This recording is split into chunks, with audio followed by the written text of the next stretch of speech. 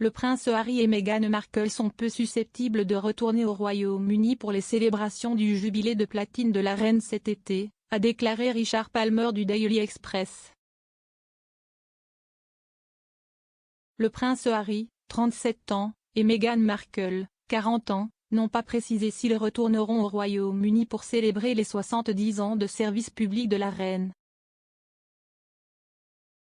Mais le correspondant royal du Daily Express, Richard Palmer, a affirmé qu'il était peu probable que le public les voie. Lorsqu'on lui a demandé s'il était sur le point de revenir, M. Palmer a déclaré au Royal Roundup du Daily Express, « Je ne pense pas. C'est juste une supposition. » La présentatrice Pandora Forsyth a ajouté, de plus, « C'est l'un de ces cas où je suis sûr que si elle se présentait, les gens pourraient dire que cela éclipse légèrement la situation car elle n'est pas au Royaume-Uni depuis très longtemps maintenant. »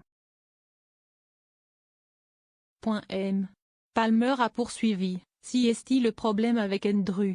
Je pense qu'Andrew ira probablement au service commémoratif de son père et je pense probablement à la cathédrale Saint-Paul parce que la famille royale au sens large sera là.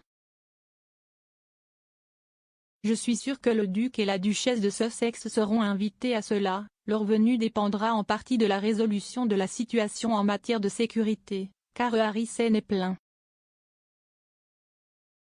Je ne suis tout simplement pas sûr que nous reverrons Meghan ici. Cela survient alors que le duc de Sussex, qui a déménagé aux États-Unis en mars 2020, a déposé une demande de contrôle judiciaire contre une décision du ministère de l'Intérieur de ne pas lui permettre de payer personnellement la protection de la police pour lui-même et sa famille pendant son séjour au Royaume-Uni.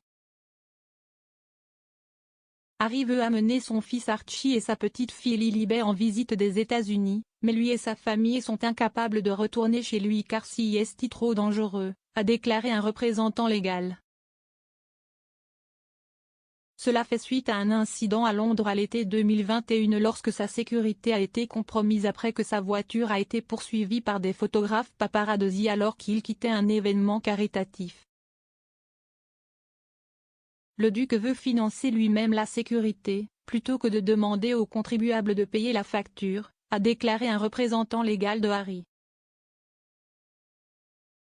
Harry fait valoir que son équipe de protection privée aux États-Unis n'a pas de juridiction adéquate à l'étranger ni d'accès aux informations de renseignement britanniques nécessaires pour assurer la sécurité de la famille Sussex.